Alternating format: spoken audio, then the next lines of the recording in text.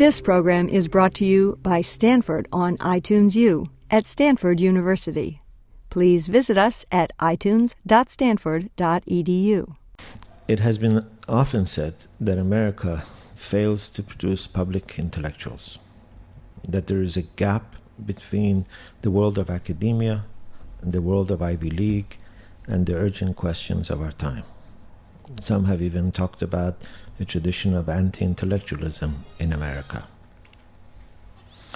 Professor Richard Falk is a perfect example of a public intellectual, known around the world for his impeccable scholarship, his unfailing commitment to lofty values of peace and equality, and his relentless effort to make ours a more peaceful, equitable, and just society. He's not averse to developing and defending ideas that defy the shibboleths of the day and received opinions. He is easily one of the most accomplished scholars and public intellectuals America has produced in the last half of the century. For me, it is truly a great honor and a great privilege that he accepted our invitation and came to Stanford. We were helped in this, trying to make this whole thing work because Professor Falk is so busy. Prince Hesham of Morocco was very graceful in helping us, trying to convince Professor Falk to come to Stanford. So we first and foremost owe Professor Falk a word of gratitude for taking time out of his very, very busy schedule. And welcome.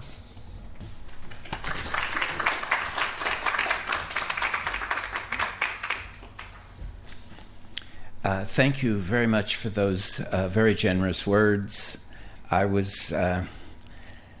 I've learned over the years that an introduction is to be valued by the extent to which it exaggerates one's qualifications, and Dr. Milani's introduction was very, very superb by those standards. And I also, I think, owe him, and maybe we all owe him, a debt of gratitude for scheduling my talk to coincide with the State of the Union address this evening. I think, I don't know that I'll have much to say that is of value, but I suspect I can compete reasonably well with our elected leader. But that remains to be seen, of course.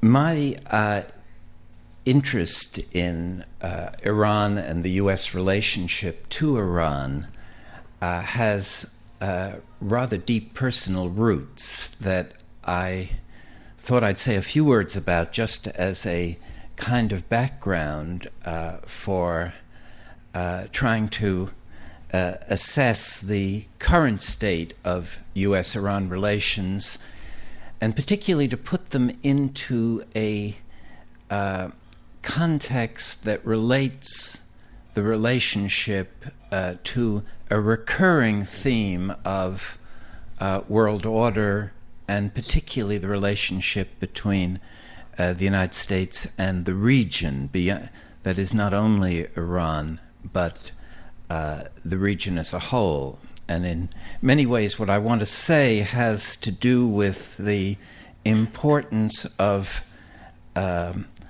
moving toward a constructive regional perspective on the future of U.S.-Iran relations, and moving away from what I think has been a mutually very destructive pattern of relationships that has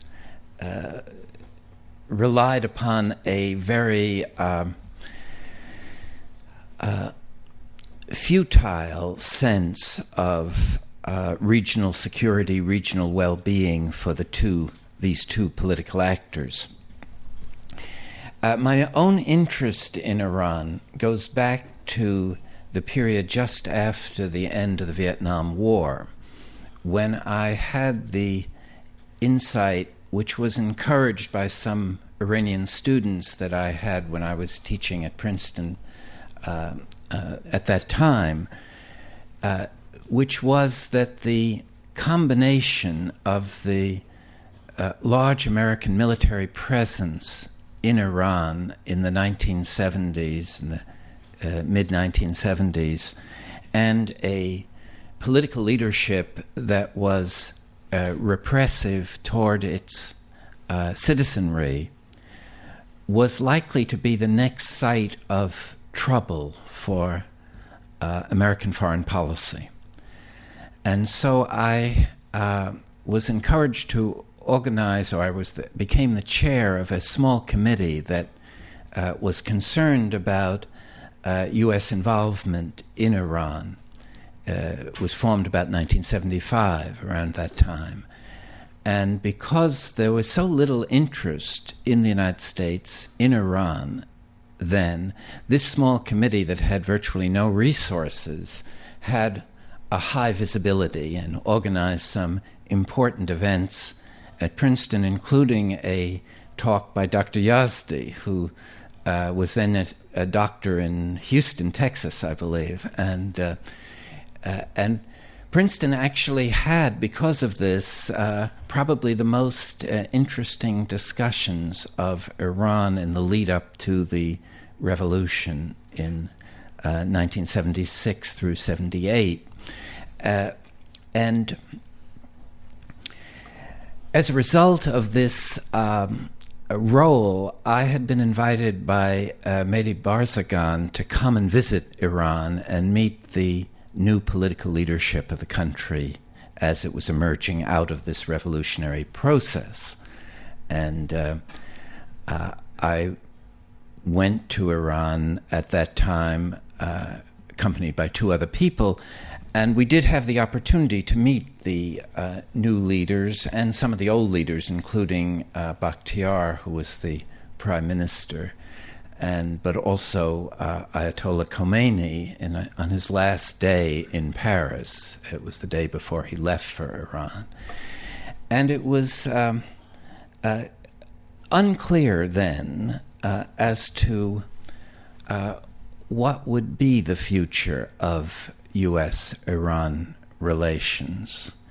There was a great reluctance on the part of the American president at the time, Jimmy Carter, and his national security advisor, who was Zbigniew Brzezinski, to accept the downfall of the Shah. And there was an attempt, actually, while I was in Iran, to have the deputy commander of NATO organize a military coup that would restore effective authority to the displaced regime.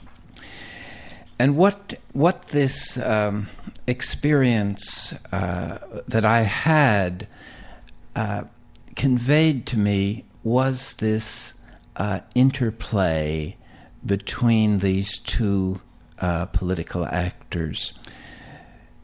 Iran having justifiable suspicion about the motivation and intentions of the United States that were inscribed in the political consciousness of Iran, essentially by the role that the CIA played in the 1953 coup that overthrew the elected democratic government of Mossadegh, and was provocative to the United States primarily because he moved to nationalize British-owned oil. That was the event that really aroused the European and North American hostility. It was in a Cold War context, so it was not only the nationalization of oil, but the feeling that this would move Iran toward the left and toward the Soviet Union. And so the CIA coup, or the CIA role in restoring the Shah to power was both, I think, an expression of Cold War politics and what one might call economic imperialism. And the restructuring of the oil industry after the coup shifted the ownership to the large American oil companies away from the British. It rescinded the nationalization of oil. And so these, I think, elements come together in a pattern that on the Iranian side represents an extraordinarily deep suspicion about foreign intervention in their internal affairs, and a repeated struggle to find the path to effective national independence, and to, in that sense, create the foundations for a role beyond Iran itself that corresponds to in some sense with the nostalgia that Iranians, or many Iranians, feel for the lost glories of the Persian Empire and the Persian past. So there is that kind of larger role. And then there's the on the U.S. side is this confused effort to control the post-colonial reality without appearing to be a colonial power, without trying to restore colonial rule. So that has created a puzzle. How do you do that? How do you establish the equivalent control that was exercised by Britain and Russia, particularly in Iran, during the colonial period? How is that done? And so one of the explanations for the covertness of the 1953 initiatives was to hide the real geopolitical motivations and to pretend to be not really an actor that was transforming the Iranian reality, and certainly not opposing a constitutional democratic government in the country, and not ever acknowledging that it was interested in the control of the oil industry within Iran. And it seems to me that background has played out through these several decades, and that one way of understanding the revolution of 1978 and 79 is as a second attempt to establish effective national independence, to achieve liberation from the structures that had existed during the colonial era. In other words, what the Iranian Revolution was in part seeking to achieve, and why it mobilized such strong popular support initially, was that it presented a revolutionary nationalist project that appeared to unite a large spectrum of Iranian society against an established order that had continued to subjugate itself to outside geopolitical forces. In other words, the part of the perception of the Shah was that he was much too subordinated to international capital on the one side and to U.S. strategic priorities on the other side.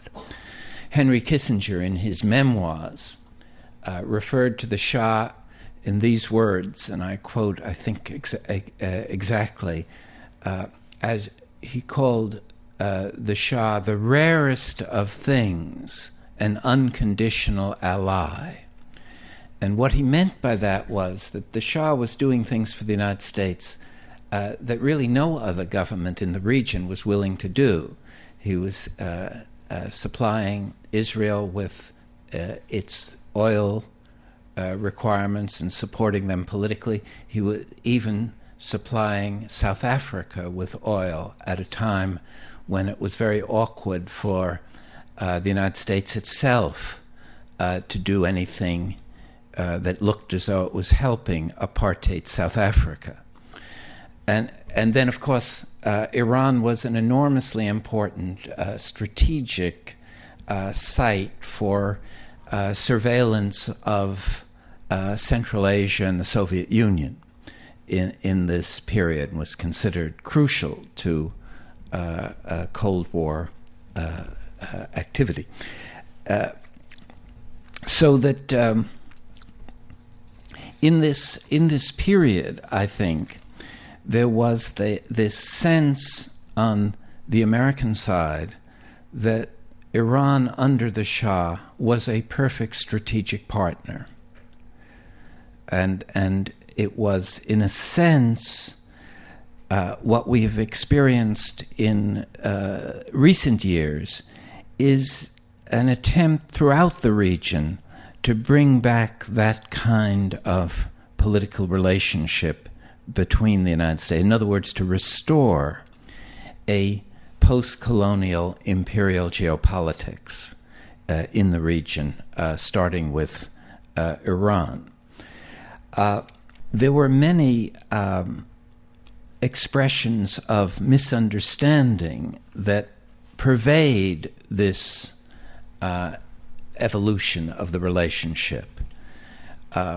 One expression of this misunderstanding was at the time of the Iranian Revolution, the U.S. Embassy had 26 scenarios of threat to the security and stability of the Shah's regime. Not one of them emphasized the role of Islam or the Islamic leadership. They were all focused on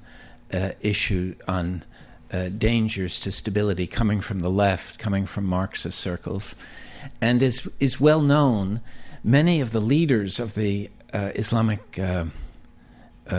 movement, political movement, including people like Dr. Yazdi and Gopsadeh and others who were in the United States and in Europe, were subsidized by the U.S. government, because they were seen as a political a way of politically balancing the threat posed, the real threat that was thought to be posed to what the United States wanted to have in Iran, that the real threat was the threat from Marxism and from the left and from Soviet, potential Soviet increase in influence.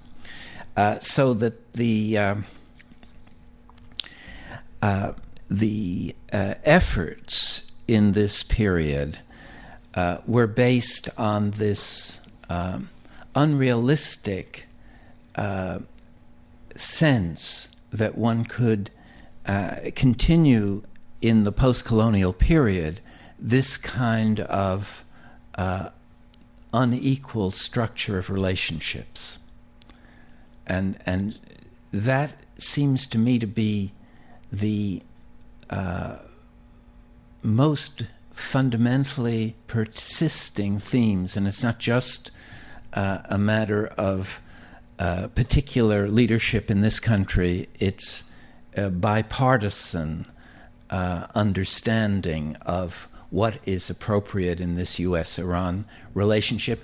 And what I'm really trying to argue and suggest is an unwillingness by the United States to accept a transition to real national independence by the countries in the region, and an effort to sustain, in effect, a unequal set of relationships in this post-colonial period, and to do it not by reestablishing formal control, but by through a combination of international capital and through political and strategic military relationships.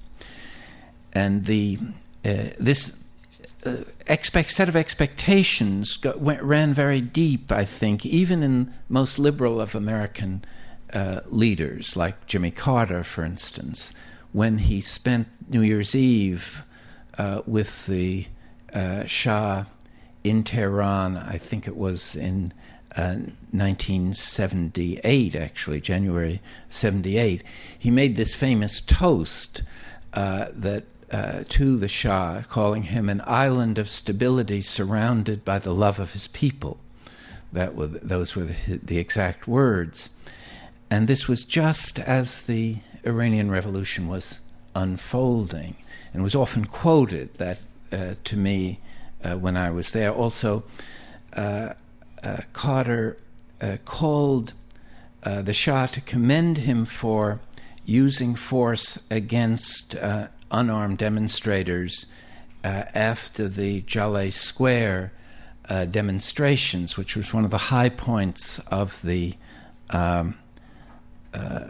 movement against the Shah, and lots of people were killed in that incident. So it was there is all this background of suspicion, which rests on real intervention in the internal political life and the internal economic reality of Iran. And it's often referred to now in the present discussions as evidence that Iranians are paranoid, that they take an irrationally hostile and suspicious view of American intentions. Whereas if they would, and the implication is, if they would act normally, they would realize that there was no threat to their national independence and political future. So it's against that background, I think, that the developments of the last several years during the Bush presidency need to be understood as an intensification of this policy, basically a policy of hostile containment that had existed after the Iranian Revolution, and a shift from hostile to containment to more or less overt confrontation. And that important transition, because it brings the possibility of military force to the surface of the relationship in a way that it hadn't been really previously. And I think there are four factors that are worth noting in this acceleration of the policies of the United States. Unlike earlier American presidents in the period since 1953, really, but certainly since the Iranian Revolution,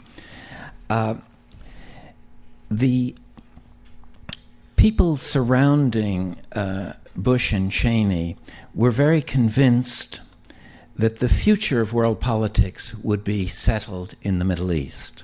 In other words, the Middle East became the fulcrum of world politics in a way that had never been before, where it was thought to be Europe or secondarily possibly Asia. So this centrality of the Middle East and who controlled the Middle East would control the future was a very fundamental belief of this new leadership. And that really involved a shift, and it is explained by, I think, a combination of factors connected with oil, Islam, and Israel, which I can discuss when we have some questions afterwards. The second factor, I think, that's really important here is that the Bush foreign policy felt that it could only achieve this control in the region if it was willing to use military force. And it was very critical of the Clinton presidency because it was much too timid in its attitude toward the use of force in order to achieve its objectives, especially in the region, and especially in relation to Iraq and Iran. And the ideological device for disguising this new militarism in American foreign policy was to discuss the promotion of democracy, which was to serve as a kind of legitimating cover for a policy that was quite confrontational in its language and goals and intentions. And these two aspects of the Bush approach to the region predated the 9/11 attacks. But after the 9/11 attacks, what made them they became not just an ideological perspective, they became a political project, and a political project that enjoyed bipartisan support initially, that is, support of both political parties, and were wrapped around an effective counterterrorist strategy. In other words, the effort to restructure the region in a manner that satisfied these goals that the Bush presidency had was put, first of all, in security terms as a security imperative. And the Iraq War was the first expression of that security imperative, but it was a regional vision. It was not just an Iraq vision. It was thought that once Iraq experienced this regime-changing diplomacy, the other countries, including Iran, would be much easier to influence in a similar direction. But it also, there was another element of this posture, and that was to give the American policy not a realist outlook, but to give it a highly moralizing aspect. And the recourse to the language of axis of evil in 2002, actually in the State of the Union speech in 2002, was a dramatic recourse to morality as a foundation of American geopolitics, and the identification of these three countries, with Iran being seen as the most important of these three countries. And the issue that was wrapped around this projection of foreign governments as evil was the idea that they potentially could acquire nuclear weapons and weapons of mass destruction, and so they were not only evil, but in a post 9/11 world, they were extremely dangerous and in effect could not be tolerated.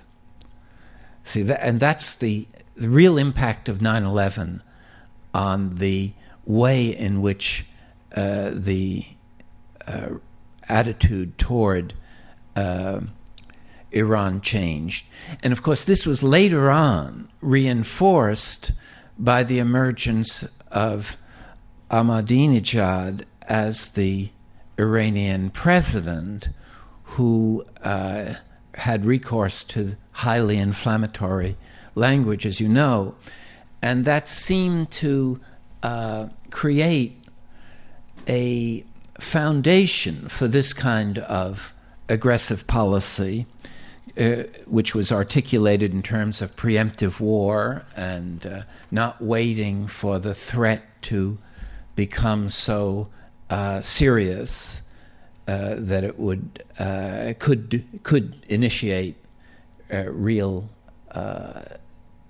loss and damage, so that one needed to anticipate the threat, anticipatory self-defense. And again, Iraq was the testing ground for this approach to security, which was, in a sense, in violation of the UN Charter and of international law, but seemed to correspond with the new post 9/11 international morality of not waiting to be attacked, but attacking before one could be attacked. And then there was a further final element in this Bush approach, and that was that a recognition that real stability for the region depended on bringing the Israel-Palestine conflict to a close. But the twist here was that the road to peace, as it was put, was through Baghdad and Tehran. The road to peace between Israel and Palestine was through Baghdad and Tehran, not through Washington and Tel Aviv.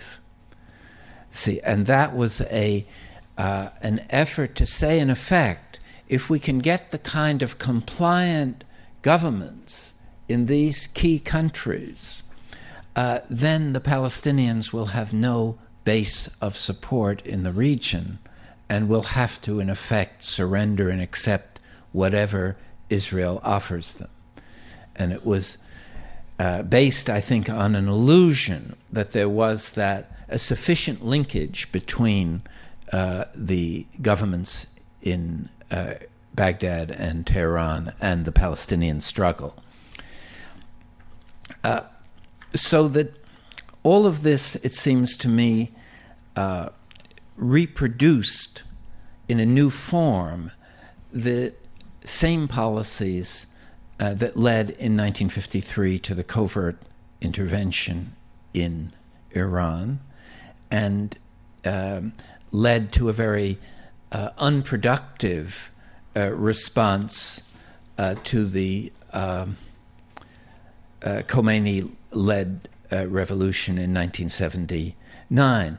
And it is my view, which of course there's no way of establishing, that the U.S.-Iran relation could have been normalized in the period after the revolution, after Khomeini didn't immediately take over control of the government, and it's not clear what exactly led to the shift from secular to religious leadership in Iran. But there was a time, I think, that with a more constructive response that would have given up that old relationship based on control and inequality, where one might have normalized the relationship in a way that would have moderated the revolutionary militancy of the Iranian leadership. But there was a variety of provocations that were partly deliberate and partly maybe unthinking, the most dramatic of which was the admission of the Shah for medical treatment to the United States after the revolution, in a situation in which it was anticipated that this would create a big reaction in Iran, because again there would be this sense that this was part of an effort to restore the Shah to political leadership in the country, that the medical reason was just a pretext. And of course the Iranian reaction was the seizure of the embassy and the holding of hostages for 444 days, which inflamed, of course, the American public perception of Iran and the interaction between these two countries.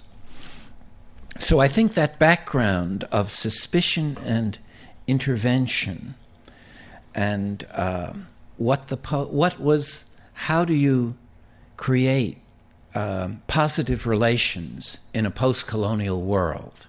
I think there was a failure to address that issue in a constructive and creative way. Now, in the present period, I think there is a kind of new thinking that's sort of emerging that suggests a different way. First of all, there's a sense that the neoconservative approach to the region during the Bush presidency has been a failure, and that other things need to be explored, and that the effort at non-proliferation, the control of non-proliferation, is also not very successful. In a very good book called Confronting Iran by a specialist, Ali Ansari, he writes, the Iranian question facing the United States in the 21st century is that of the birth of the modern Iranian state, its reemergence as a regional power, and its successful and managed integration into the international community. See, and I think that recognition is the basis of a new start, a new way of approaching the issue. And what's encouraging is you find both in the current issues of foreign affairs and foreign policy, both very influential mainstream American journals, writing that goes along the same line. There's a piece by Vali Nasser and Ray Tarkay that challenge the Bush approach to stability in the region. And they characterize Iran in the following language, and I quote, "Iran is not in fact seeking to create disorder to fulfill some scriptural promise, nor is it an expansionist power with unquestionable ambitions. Not unlike Russia and China, Iran is a growing power seeking to become a pivotal state in its region."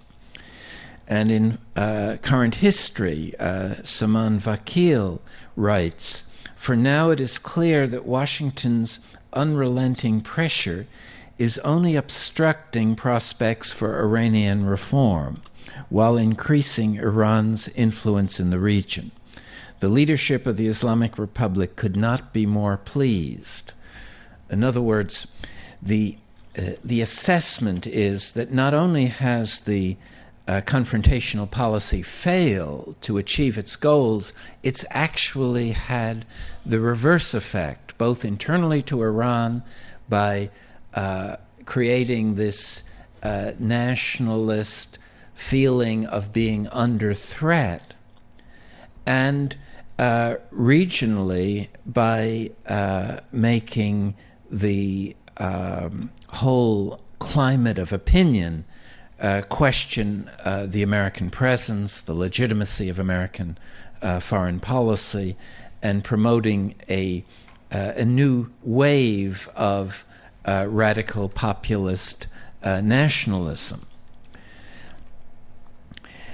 So that these developments, I think, are important and, from my perspective, encouraging. And the most important of all, in a way, is the assessment of the National Intelligence Estimate, the so-called NIE report of December, which concluded that Iran had abandoned its nuclear weapons program. This report came from the most authoritative intelligence sources in the United States government. It's the consensus among the various intelligence gathering institutions within the U.S. government, and for it to take this strong position in obvious disagreement with what the Bush-Cheney leadership has been saying is a dramatic move, which was perceived as such in Europe and elsewhere, and really should have been welcomed as a way of de-escalating the tension and confrontational relationship. But instead, as you all probably know, the leaders of the Bush administration have reiterated their sense of the gravity of the Iranian threat, and essentially ignored and discredited their own intelligence conclusions. You know, it's a rather remarkable move in a sense, and it suggests a great fragility in the relationship between the two countries that is still, in my view, very dangerous and could easily produce in the next year, in the last months of the Bush presidency, some outbreak of real violence. There was an incident in the Persian Gulf just 10 days ago. And again, it's very provocative to keep 3 aircraft carriers in the Persian Gulf that have no other role than a potential attack on Iran. They're not defensive. It's not a defensive presence. It's a very aggressive posture.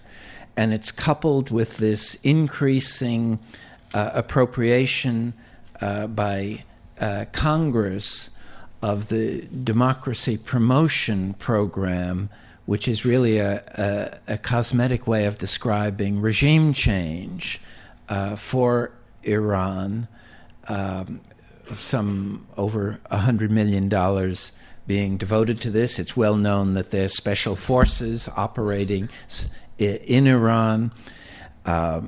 Sanctions are being pushed, so that instead of trying to find a new path, there's an effort to sustain this tension and hostility and push toward a confrontation that could easily occur. Let me, in bringing these remarks to a conclusion, suggest that there is really a moderate alternative approach that would have much better prospects, in my view, of achieving regional stability and security, and at the same time would help the reformist elements in Iran itself have more of a chance to challenge a very repressive governing process that exists in Iran. And I think the first step would be to seek to gather the countries of the region to recognize the importance of regional security and a non-aggression pact among the countries that compose the region. And that's certainly a preferred alternative to this prospect of a Sunni-Shia regional war, which is sort of in the backdrop of the kind of diplomacy that the U.S. has been promoting recently. And from the basis of a non-aggression pact, I think a second stage of this demilitarizing of the relationship would be the disarmament of long-range missile delivery systems, because the long-range missile delivery systems are, in a sense, a much more immediate threat to the security of the countries in the region than are weapons of mass destruction, which are very unlikely to be used, certainly nuclear weapons. And then from that to proceed to the establishment of a nuclear weapons-free zone that would include Israel, which I think is a crucial development that would be beneficial for Israel as well as for the other countries in the region, because so long as there are long-range missile delivery systems and the possibility of other countries be developing nuclear weapons, Israel's security is very fragile. And finally, if those steps could be realized, then some efforts at conventional arms reduction could be attempted. So it seems to me that one effort of changing the policies would be this effort to transform the security environment of the region in a demilitarizing direction instead of a confrontational direction. And the second one, and I think they're integral, one cannot succeed without the other, is to work toward a genuine Israel-Palestine peace that really involves the responsibility of Washington and Tel Aviv to provide the Palestinians with a viable, truly sovereign state. That whether it's possible to do that at this stage is itself in question, but some kind of satisfaction of Palestinian self-determination is indispensable for achieving peace in the region, and is much more important than I think most people in this country realize. It's a legitimate grievance that's felt deeply by the peoples of the regions, even if not always acknowledged by governments that are heavily dependent on U.S. Strategic and economic assistance. So these two kinds of initiatives basically acknowledge the transition to a post-colonial world. And that's really the argument that I've been trying to put forward, that this resistance to that transition goes against the basic tides of history.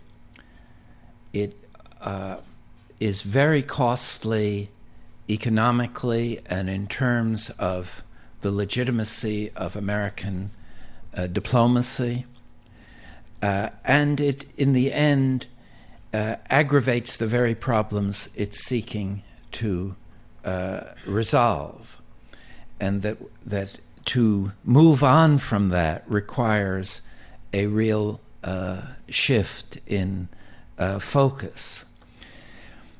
Having said all this, I think it's important to end with cautionary a cautionary note, because I think no one can really cope with the contradictions of the region with any degree of self-confidence. One of the most absurd statements along these lines was made by the former Secretary of State, John Foster Dulles, when he remarked on the Israel-Palestine conflict. He couldn't understand why Jews and Arabs couldn't sit down like good Christians and resolve their differences. The cautionary remark that I wanted to make was that because too many people have thought they had the solution to these problems, was made by Alexander Herzen, the Russian 19th century writer and critic, who said, "We think we are the doctors, but we are the disease." You know, the sense that that there is a situation here that cannot be cured through power is really, I guess, the subtext of what I'm saying. And finally, a statement by Napoleon, who said, and I think it does bear on recent provocative actions, he said, "If they want peace, nations should avoid the pinpricks which precede cannon shots." Only they're not cannon shots now. They're very destructive missile attacks and new kinds of wars that have no clear ending, as the Afghanistan and Iraq experience suggest. So let me end there. I welcome your questions, and I hope that I haven't exceeded my time, and that we can have some good discussion. Thank you very much.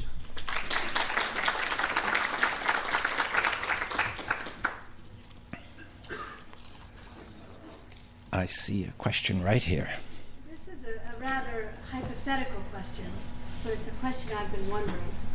If we do decrease pressure, lift sanctions, begin trading positively with Iran, engage leadership, pull out of Iraq, two different variables,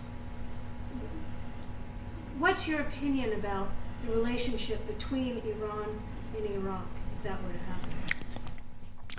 That's a good question, and it's difficult to give a good answer to a good question. I think all of these moves that have been taken and that I have been discussing this evening are beset by radical uncertainty. In other words, we don't know enough to really assess what it will be the consequences of shifts of that sort. And so what we have to do is make the most responsible decisions we think we can make under the circumstances as they exist. And when you don't know what to do, at least you should stop the killing and the dying. And it seems to me that's a clear suggestion that a phased withdrawal from Iraq, combined with a normalization of relations with Iran, is the best prospect we have for a better future for those peoples and for the U.S. relationship to the region. But of course, there are no guarantees. It's only the sense that the continued U.S. military presence is a provocation. See, I am taking this element that we are living, whether the U.S. government likes it or not, in a post-colonial world. And unless we make those adjustments to what that means, we will face continuing cycles of very devastating diplomatic failures. Yes? You mentioned the importance of forging a new path with the new U.S. administration. Is there any presidential candidate whose Iran platform you've been impressed by? I wish I could give you an enthusiastic response to that. The honest response is no. I mean, some are better than others. I mean, Senator McCain has said, when asked if the United States would be in Iraq for 50 years, no, 100, and is to the right of the Bush presidency on many foreign policy issues. I think Senator Obama has the clearest and best record on these issues, but it's at the margins. It's a little better than the others, but I don't think there is the political climate yet to enable a mainstream political candidate to take a position that really would serve the national interest as well as the interests of the peoples of the region. Yes. You talked a little bit about the Bush administration's response to the NIE report. What has been Iran's response, and have they given any indication as to why they stopped the nuclear program? Was it the pressure? Was it the fact that the United States was threatening with force, or was it the diplomatic sanctions? Was it the fact they don't have the technical capacity? Well, of course, a government never wants to say that it's changed its policy because it's been put under pressures. I mean, it's unrealistic to expect them to acknowledge that they abandoned the the NIE position is that they had a nuclear weapons program and then they abandoned it in 2003. And they interpret that in the report itself as a result of the pressures and the threats that they perceived to be associated with continuing the program. The Iranian position, as I understand it, is they never had a nuclear weapons program, and they never intended. All they wanted was to do what other countries had been allowed to do under the NPT arrangements, that is, to develop the entire nuclear fuel cycle, which includes the capacity to reprocess uranium, which means that these countries that have the nuclear fuel cycle can, if they are so inclined, develop nuclear weapons within a period ranging from 3 to 9 months, something in that order. So all these countries that have nuclear fuel cycles are what one might call threshold nuclear weapon states. Japan and Germany are among them, and that's been accepted as part of what they were entitled to do under the non-proliferation treaty. So part of Iran's argument is that it's being discriminated against in a way that is doubly unfair. On the one side, it has no nuclear weapons program. It only is trying to do what other countries have been allowed to do. And secondly, nobody has said anything about Israel's actual acquisition of nuclear weapons by covert means. So it's hard to deconstruct that reality beyond, I think, what I was saying.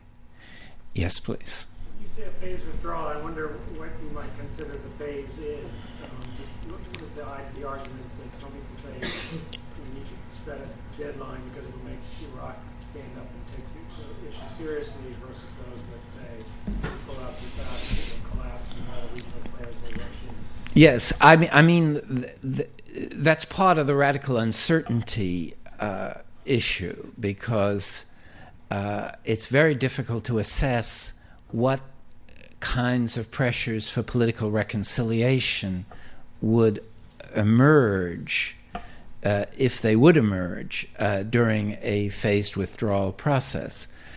My own sense has been that it shouldn't be too long or too short, and by that I mean something on the order of a year, and that it should be an unconditional form of withdrawal, so as to signal a real willingness to respect Iraqi self-determination, and that it should try to engage Syria and Iran in a stabilizing diplomacy, which my sense is they are prepared to do and would be willing to do, and was part of the recommendation of the Baker-Hamilton Iran study group.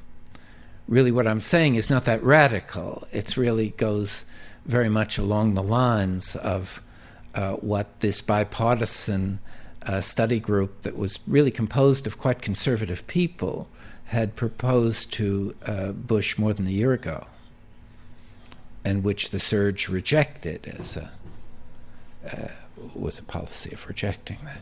Yes, Mulisha. Very quick point and a very quick question.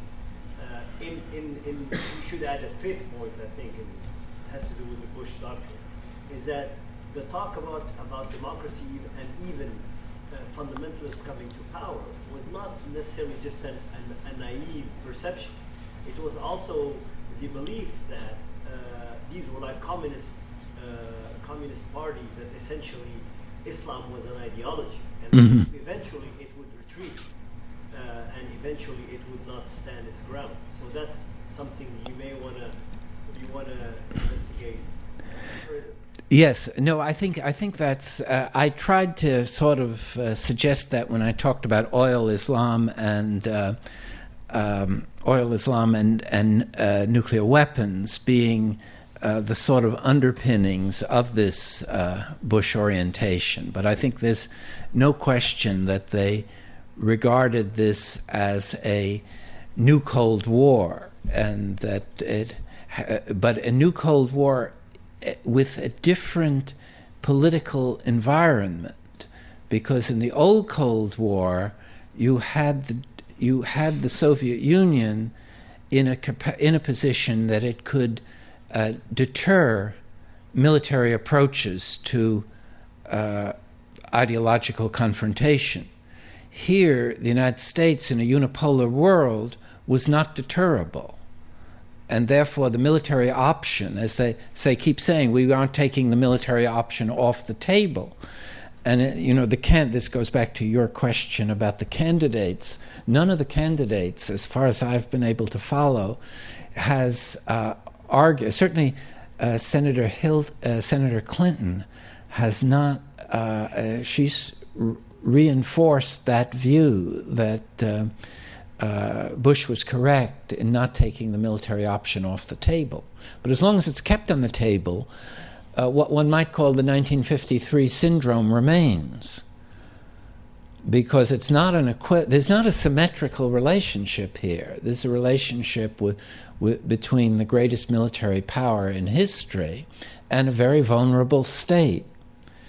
And if you put yourself in the position of Iran after Iraq was attacked, you might well think that the security of your country was dependent on having nuclear weapons. Iraq was attacked because it didn't have them, not because it did. And North Korea has been the beneficiary of diplomacy rather than military, and because they covertly did develop some nuclear weapons. So it's a very problematic diplomacy that has been pursued in relation to nonproliferation, sending a lot of wrong messages. That it's rather fortunate, I believe, that the Iranian leadership, for whatever reason, going back to your question, for whatever reason, abandoned their nuclear weapons program as it did, because I fear that if it hadn't, by now there would have been some kind of military strike. And if you've read some of the earlier articles that Seymour Hersh wrote in The New Yorker, he at least purported to have strong evidence that the Pentagon was actively planning various attack scenarios. So it's not a figment of one's imagination. Yes, please. Do you have insight into the suggestion that the 1979 revolution was a triad, Great Britain, U.S., French imposed?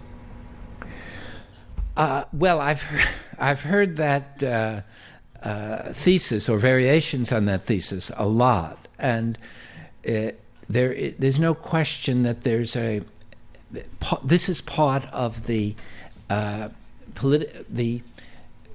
surviving consciousness of acute suspicion that exists within Iran and is held by many people who believe that everything bad that happens to Iran is the consequence of outside forces. And part of that suspicion is, of course, historically vindicated by the fact that most of what's bad that's happened to Iran was the result of outside forces. But as far as I've been able to assess, the evidence for that kind of conspiratorial view of the 1979 events, which included the suggestion that Ayatollah Khomeini was a British agent, was actively employed as a British agent, I find far-fetched. Well, it's been suggested that they were meeting the three countries in Guatemala at the time, and that might be linked to why Khomeini was living in France. I don't think so. I actually have a sliver of insight into why he was living in France, because I gave a talk at the I think it was called the French Club in New York City, actually in the Twin Towers, and the restaurant and the roof of the Twin Towers, and I was sitting next to the French ambassador, who had been French ambassador to Iran. And he said that he went to, when the Shah asked for, when Khomeini asked for asylum in France, he went to the Shah and said, should we give him a visa to come to France? And according to him, the Shah responded, yes, please, I want him as far away from Iran as possible. And he was in Iraq at the time. And according to this ambassador, again, he went after 3 months. They gave him a 3-month visa. He said, shall we renew it? And he said, yes, renew it, because we don't want him coming into our region. So I don't know. Those things are very hard to track down. Yes, please. In terms of Turkey attacking the Kurds... You have to talk a little louder. You're so far away. In terms of Turkey attacking the Kurdish people in the north of Iraq, who do you think should respond to that right now? Is it the U.S. government or whatever it is that's called the Iraqi government? Do you think they're allowed? I mean, how does that work out? Well, that's a complicated thing again, because it's very much linked to Turkish domestic politics. It's not only a matter of what's going on in northern Iraq and the PKK problem. It's a problem of how much influence the Turkish armed forces will have over the civilian elected leadership in Turkey, and they were pushing very hard for these. It's not clear that there is a real security threat to Turkey from what's happening in northern Iraq, and it's certainly not the case that the U.S. should try to get involved in the midst of this kind of conflict. There's no question that the Kurdish issue is one of the great unresolved issues, not only in Iraq, in Turkey, but also in Iran and in Syria to some extent. Turkey has probably one of the largest minorities in the world that doesn't have a state of its own, that has been denied rights of self-determination. Yes?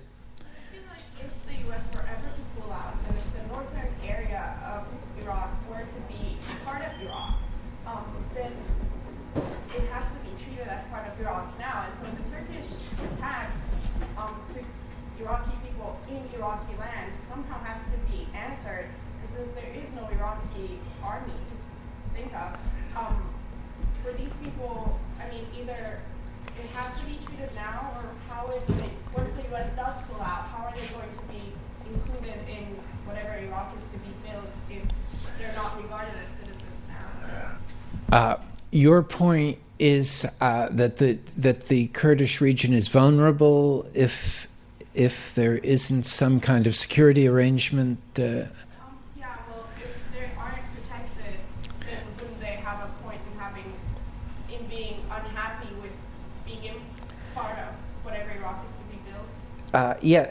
There's no question that the security of the Kurdish community there in Iraq is precarious because they're caught between the rest of Iraq that's not very sympathetic to their aspirations and is very eager to get hold of some of the oil in the north, and the Turkish nationalism that still has territorial claims in the Kurdish region, particularly in the Mosul or Kirkuk area where much of the oil is situated.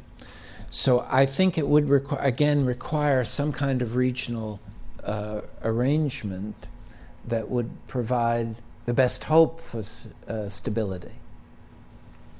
Yes, please.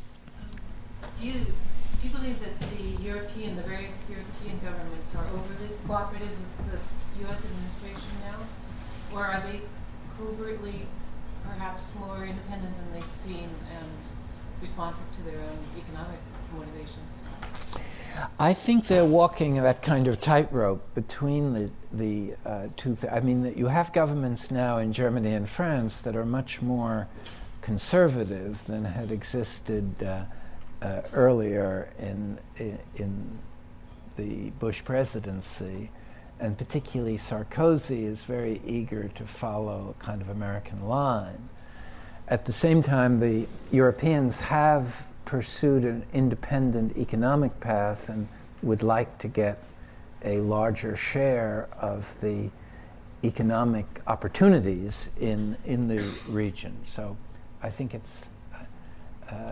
is, as I say, a kind of policy tightrope that they're trying to walk upon. Yes, please. You referred to American democracy promotion activities in Iran as essentially a cover for supporting regime change. I was wondering if you consider that just an outright or just blatant wrong policy approach to Iran at this time, or if the way that we're doing it can be changed to make it more constructive. Well, I'm very suspicious of governments spending money to alter the internal political reality of another country, and particularly the U.S. government, given its record on these things, and particularly in relation to Iran, given the history of the relationship between. It just feeds the worst kind of suspicion. And I believe very much in the desirability of a more democratic Iran, but I believe it has to come out of domestic forces. One way of thinking about it is, how would Americans feel if Iran was promoting Islamization of American society or some program of their own? It would seem to be an incredible intrusion on our sovereignty and sovereign rights.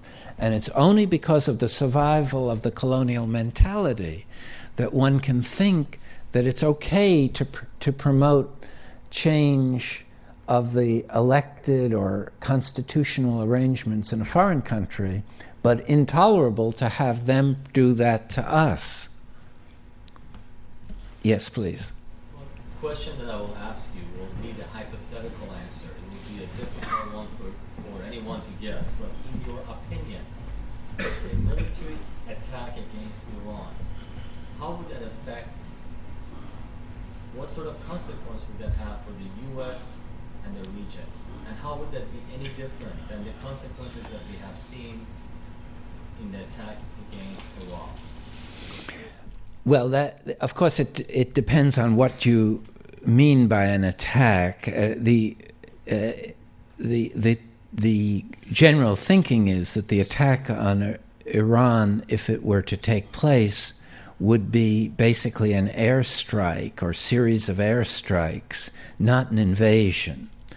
And so it wouldn't involve the occupation of a foreign country that is far beyond the capabilities of the United States, even if it was so crazy as to undertake it. Also, Iran has a number of retaliatory responses or retaliatory options that Iraq really didn't possess, one of which is to close the Straits of Hormuz, which they could easily block by sinking ships in the straits, affecting oil prices in a dramatic way, encouraging Hezbollah and Hamas to do much more drastic forms of violent activity. They apparently have they have enough long-range missile capacity to initiate attacks throughout the region, suicide bombers throughout the region. They could do a lot of things that would radically threaten world economic stability, as well as plunge the whole region into a regional war, expand the war zone in a very dangerous and unpredictable way. To just follow on that question, how do you feel that the devaluation of U.S. dollar, in addition to some countries questioning whether oil should be also exchanged in euro, has an effect on the policies such as some of what we see for the purpose of considering the national debt of this country that we have and how we're managing the value of dollar? I think it is important. It's a not widely appreciated aspect of this situation that is emerging, but I think it is important. There's a study in Ireland that suggested that one of the reasons for the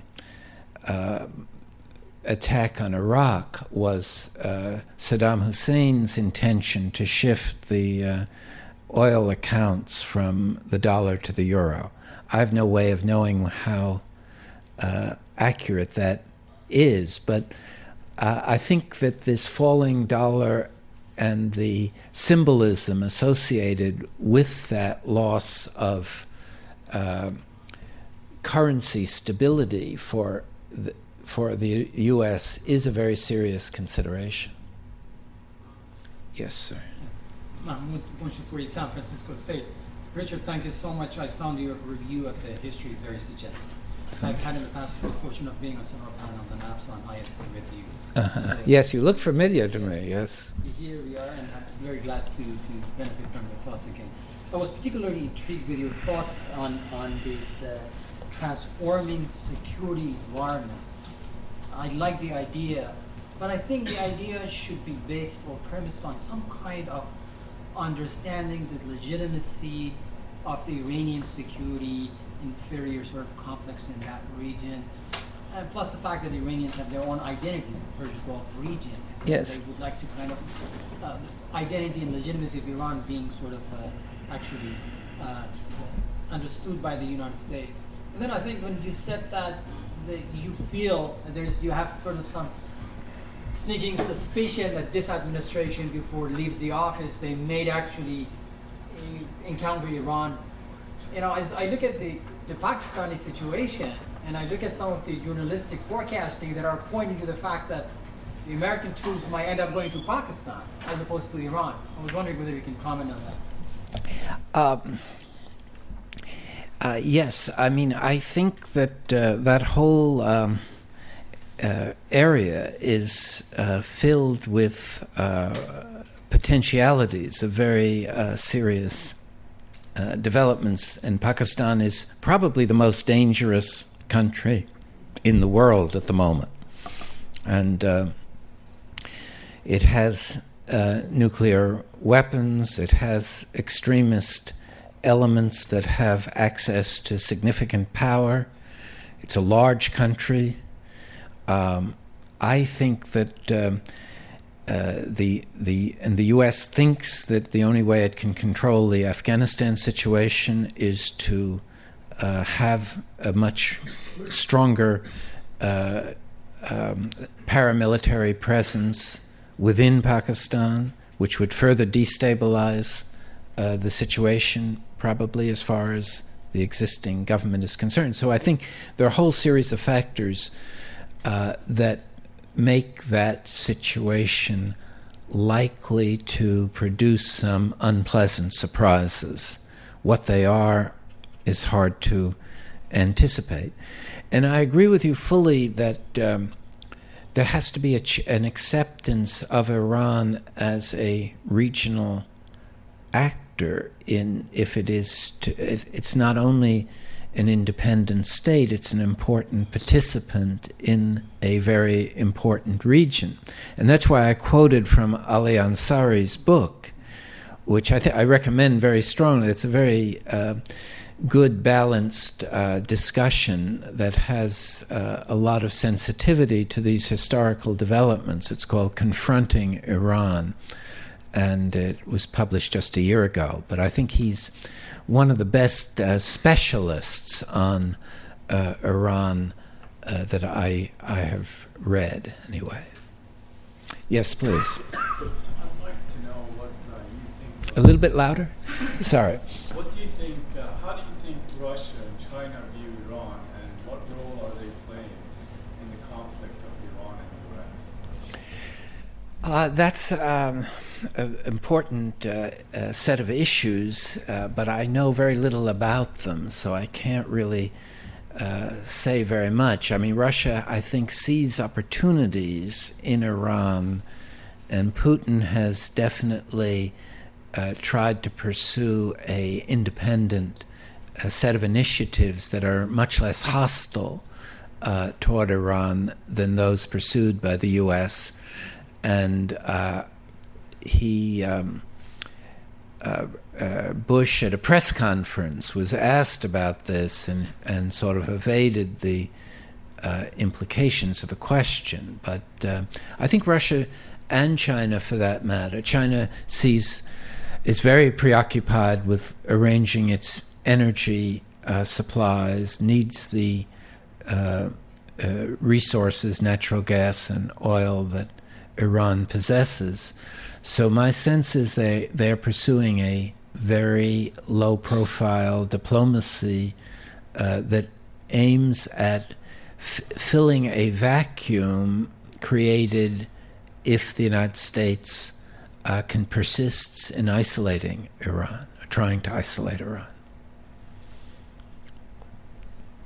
Yes, thanks. Do you have any suggestions for easing the tensions in Iraq? Any suggestions for easing the racial or religious tensions in Iraq? In Iraq? Yes. Any policies that the U.S. could implement?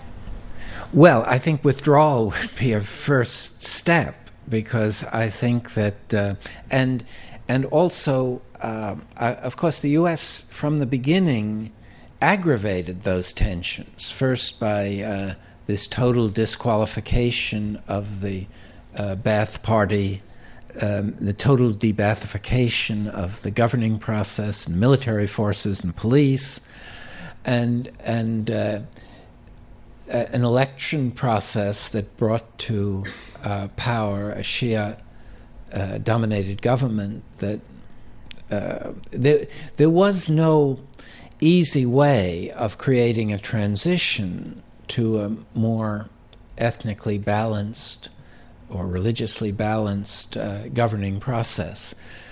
But I think one has to leave it to the Iraqis to work out, hopefully, an accommodation. It goes back to this question of what can we hope for a politics of reconciliation in the context of phased American withdrawal. And I don't think anyone can give a convincing answer to that, but I believe it's worth it's much better to try than to persist with the present policies. I think I've exhausted you all, but I thank you for your patience and your questions.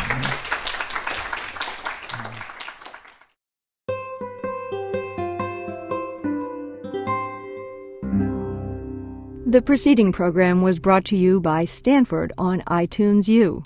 and is copyrighted by the Board of Trustees of the Leland Stanford Junior University. Please visit us at itunes.stanford.edu.